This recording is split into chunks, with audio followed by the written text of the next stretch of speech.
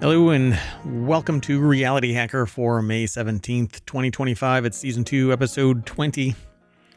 I am Mayor Watt. I run ohmtown.com, and in that is Reality Hacker, one of 6 weekly shows, and we have a 7th one called Non Sequitur News that runs every day, Monday through Friday, and then on Saturday and Sunday it's a composite of the 6 shows that we run on the weekends. Anyway, I'm Mayor Watt. I run ohmtown.com, and along with the sentient AI from the future, who isn't available today because we're in the time machine and they couldn't make it in time, we're going to talk about 5 articles. Another simulation theory. When an apple falls on your head, in your head. Yeah. The Age of Paranoia. The first attack, and Meta wants you. All of you. Everything's powered by ohmtown.com, so go over there, become a citizen.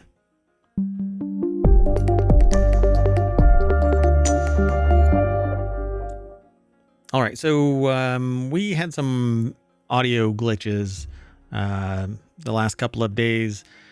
They weren't on the recording, or so we thought, but they were.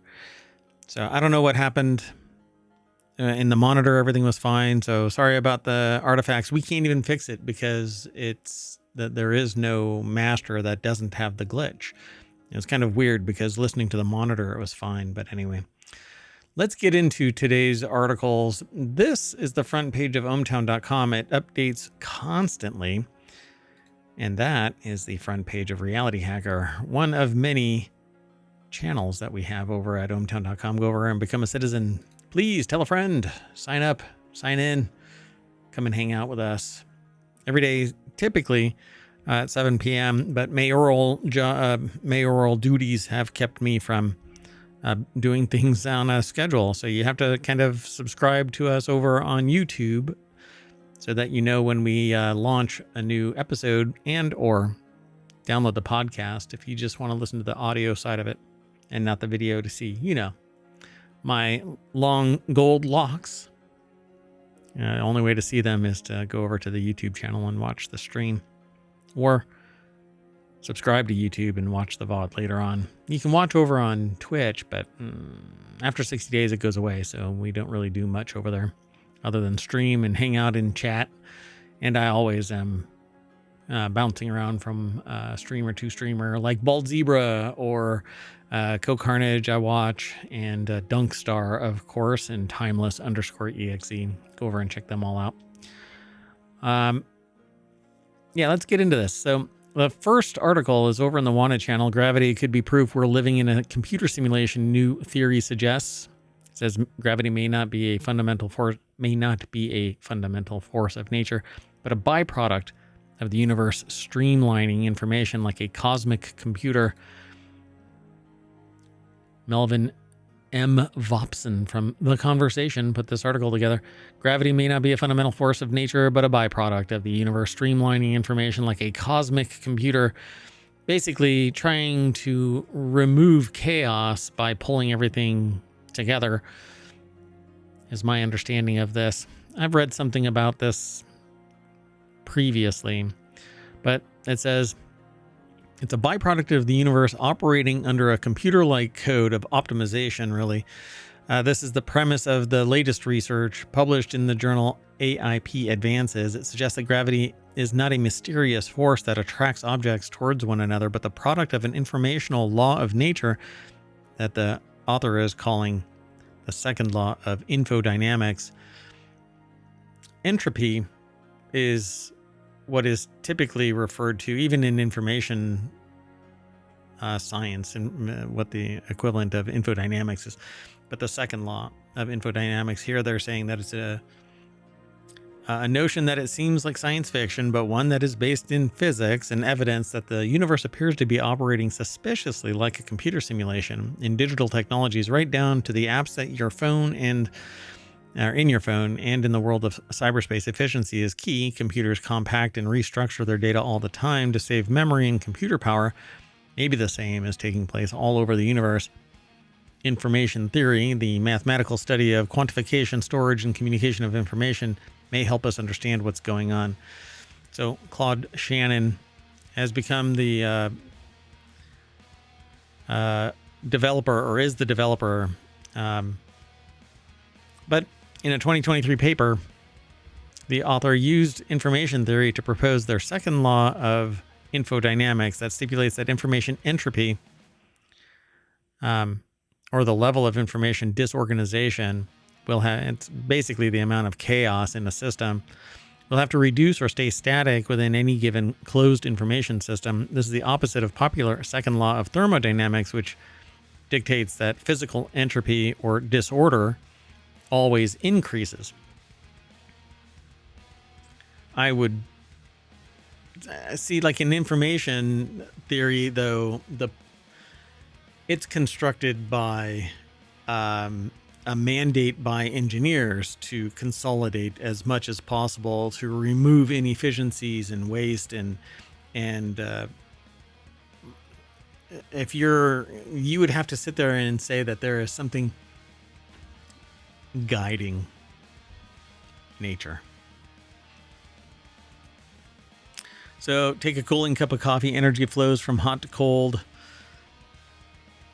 until the temperature of the coffee is the same as the temperature of the room, and its energy is a minimum. It's called thermal equilibrium, stasis, really. It's sitting at that level, whatever it is, until the one or the other introduces more energy, or more energy is taken out of the system by it leaking into something else. So if a room is air conditioned, it stays at a certain level. You open the door, there's cold weather outside, the heat vacates the premises, cold leaks in, and then your mug will lower in temperature as well, as energy escapes from the system until it reaches equilibrium. If one considers the information content of each molecule based on its energy, then at the start, in the hot cup of coffee, the information entropy is at maximum, and its equilibrium, the information entropy is at minimum. That's because almost all molecules are at the same energy level, becoming identical characters in an informational message, so the spread of different energies available is reduced when there's thermal equilibrium. I don't know. This is one that is so theory that I have a hard time really just buying into it. It says the universe, under this view, tends to naturally seek to be in those states of minimal information entropy. The real kicker is that if you do the numbers, the entropic informational force created by this tendency toward simplicity is exactly equivalent to Newton's law of gravitation, as shown in their paper. I haven't looked at their paper. I'm not a physicist, but I will have to wait to see if other people are evaluating this thing. It says we may not have the definitive evidence that we need, or that we live in a simulation, but the deeper we look, the more our universe seems to behave like a computational process. I don't know. If it is, it's massive in scale, and there are no... it might be seeking stasis, but it's thermal stasis. It's thermal equilibrium that's diminishing over time because energy is constantly being spent. Where is all that energy going? If energy can't be created or destroyed, it can only change form. Where is this energy going to that is causing entropic gravity, or informational force, or thermodynamics? Where is all that energy going? I'm sure that there's some, pithy, rather response, it's changing into this or that, or it's being distributed. But that is physics. That's standard physics, not information theory, not in the slightest. So is it seeking to be minimized? Yeah, but it's probably it's seeking thermal equilibrium, not informational equilibrium or stasis, or most efficient state of information, unless you equate that information to the physical state. And we're then applying our contextual framework of observing the universe. Yeah, I think there's more to this, but that's okay. We keep discovering more, and it's poking the bubble and looking beyond where we are to see what might else be out there that might be impacting or create the how did the universe form? We just keep kicking the can further down the road. That's really what it comes down to. Anyway, the next article is over in Wanted. Coming soon to Apple devices, brain control accessibility features. A standard for brain implants that would allow disabled people to control devices such as iPhones and Apple Vision Pro could be available for developers this year. I think these are baby steps towards where we should be. Omar Gallagher over at cnet.com put this article together. I love the idea of this. Basically, there are people that are in research studies that are having these meshes put in their brain that allow them to pick up signals. And if those signals can be translated into causes of action in an electronic system, then you basically have human to machine interfaces that are more directly, I should say, interfacing with the human. The company Apple is partnering with Synchron, which has been working with other companies, including Amazon, on ways to make devices more accessible. Synchron makes an implant called Stentrode, which I've actually talked about in the show previously, but you'll have to go back and do a search. I don't even have all of the information for Stentrode. But it's implanted in a vein on the brain's motor cortex. Once implanted, the Stentrode can read brain signals and translate that to movement on devices such as iPhones, iPads, Apple's Vision Pro headset, pretty much anywhere really, as long as you have the translational information moving from one device to the next. I mean, you basically create middleware that translates this into that. So if this, then that, kind of a mechanization of this. So they saw last year a patient with ALS testing the Synchron technology that was able to navigate menus in the Vision Pro device and use it to experience the Swiss Alps in VR. The technology could become more widely available to people with paralysis. Yeah, I love the idea of this.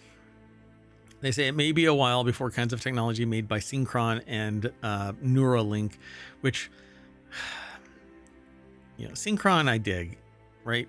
Even Neuralink, it's such a play off of a cyberpunk Neuralink technology, just like the Cybertruck is built straight out of Cyberpunk. It uses the same freaking font and everything. It looks like it uses the same freaking font. Anyway, nothing original from this dude. Everybody thinks it is, but they're not in the loop about gaming and other tech, primarily Cyberpunk. I bet you Elon Musk is like just drooling over Cyberpunk, the old school tabletop RPG called Cyberpunk. The original was Cyberpunk, then 2020. Anyway. So it's important to keep in mind that while amazing medical interventions are becoming possible, the timeline for the full mainstream adoption of people with severe mobility disabilities is still long, and we should maintain a focus on ensuring that we're making products accessible now. The only problem is that I have a real problem with, at least, is that the people who are in research studies, they phase out of that technology, and they sometimes never get adapted to the newer technology. I've seen some like horror stories, but I haven't been monitoring that side of it in the last 10 years because I was so disheartened by things that I saw. Anyway, Apple recognized the social and business benefit to building inclusive products, and we're seeing an uptick in other industries focusing on inclusivity, like gaming. He said game companies are now competing for accessibility awards and driving innovation forward in an industry that is traditionally argued it's exempt from legal requirements around accessibility, yet demand for inclusion remains, and companies are innovating in this area. I don't know. Accessibility is becoming a dominant force, but we're on the cusp of a change of cultural acceptance, I think, and that's kind of the real shame of it all. So we'll see what the future holds, but Separately, Apple announced a new set of accessibility features that it plans to roll out later this year, and they include accessibility nutrition labels in the App Store to show how accessible features in games and other apps are, a magnifier tool in Mac, Braille access through compatible Braille devices, allowing for note-taking access to more books, and live captions for Braille displays, in accessibility reader mode across iOS, Mac, and Vision Pro, live captions for Apple Watch, which, oh, that's interesting. Enhanced view on Vision Pro, and other features listed on its blog. So Global Accessibility Awareness Day is today, or yesterday, actually. It was May 15th. All right, let's keep going. The next article is over in RealityHacker, Deepfakes, Scams, and the Age of Paranoia. If you're not paranoid, you should be just a healthy bit. As AI-driven fraud becomes increasingly common, more people feel the need to verify every interaction they have online. Trust but verify. Lauren Good over at Wired.com put this article together. And this is the age of healthy paranoia. It benefits you to be a little bit paranoid. And I think that things like digital imposter scams aren't new. Messaging platforms, social media sites, and dating apps have long been rife with fakery. In a time when remote work and distributed teams have become commonplace, professional communication channels are no longer safe either. The same artificial intelligence tools that tech companies promise will boost worker productivity are also making it easier for criminals and fraudsters to construct fake personas in seconds.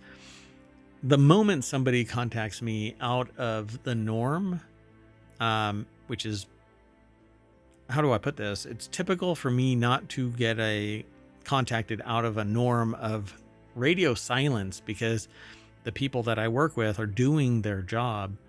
The moment that I get something out of band, I'll, like a phone call, and it's not from a phone number I recognize, or they say or do something even remotely close to not being on board, I'd go, hey, hold on a second, let me call you right back. And I'd find another way to get in touch with the person that is claiming to be whoever it might be. The weakest link is some other person in an enterprise than the person who is slightly paranoid. So you would be surprised, or you shouldn't be surprised, how some people just kind of fall for somebody with enough information, but they have no situational awareness. And so they go, yeah, sure, let's fix whatever it is that you're trying to change or do or whatever. It's shockingly bold.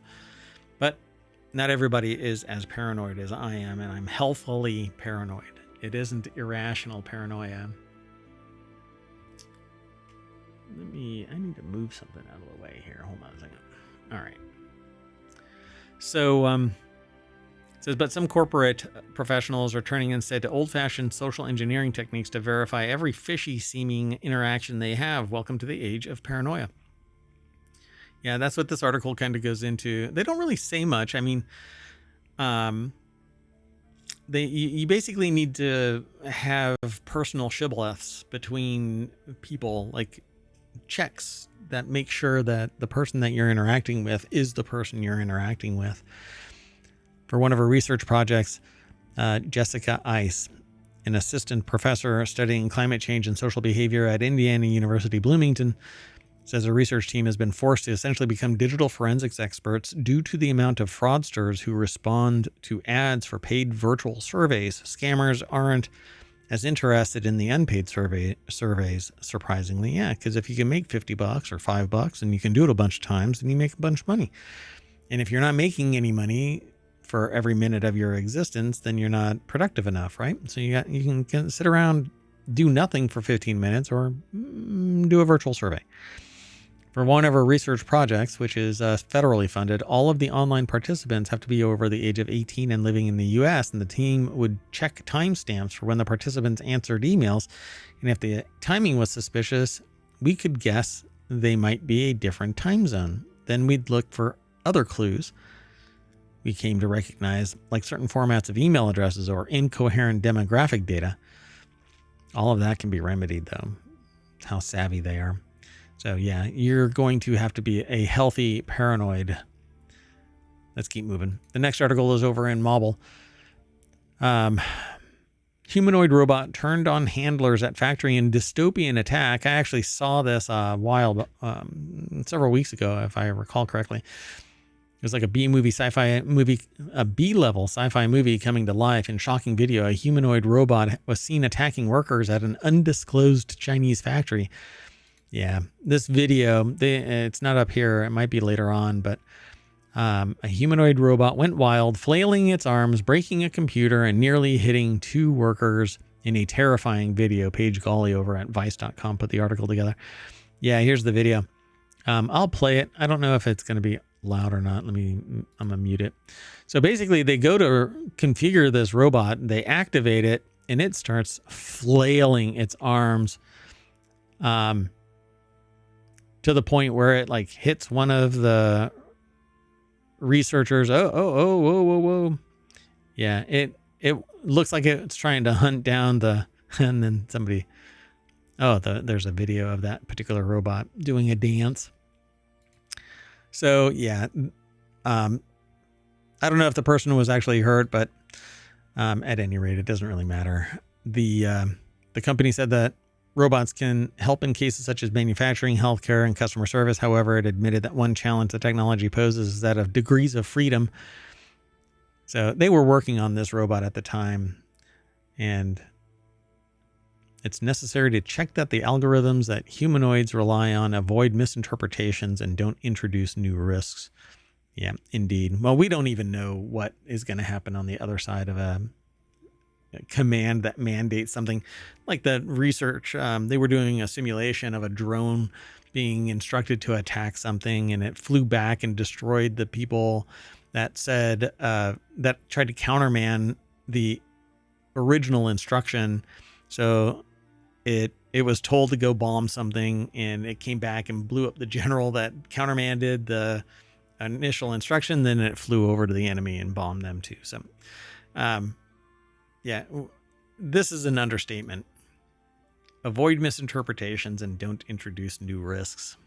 Yeah. All right. This next article is over in Non Sequitur News. Meta wants your smile, squats, small talk, and it's paying $50 an hour to scan them. Yay. Yeah. Meta is recruiting people to record their facial expressions and small talk to help build realistic virtual avatars for its Project Warhol, which is run by a data firm, Appen, and pays $50 an hour. Meta's Reality Labs division has lost $60 billion since 2020, and it sees 2025 as a make or break year. What's in a smile? If you're training Meta's virtual reality avatars, it could be $50 an hour. You are literally going to get paid to phase yourself as a human out of existence. And this synth is leading the charge. So the tech giant is recruiting adults through the data collection and labeling company Appen to spend hours in front of cameras and sensors to help enhance the virtual reality of the future. The company is paying freelancers for their to record their smiles, movements, and small talk as part of the data collection effort. So Meta confirmed to Business Insider, and again, Effie Webb over at businessinsider.com put this article together, that, yeah, they're basically paying people.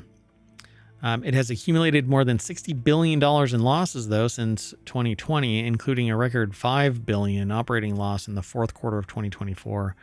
An internal memo from November, first reported by Business Insider, Meta's chief technology officer, Andrew Bosworth, said 2025 would be crucial for the metaverse's success or failure. If this is what I have to deal with, then forget it. Anyway, I don't want anything to do with Meta. They can't have anything from me. Go away. You can read this article, though.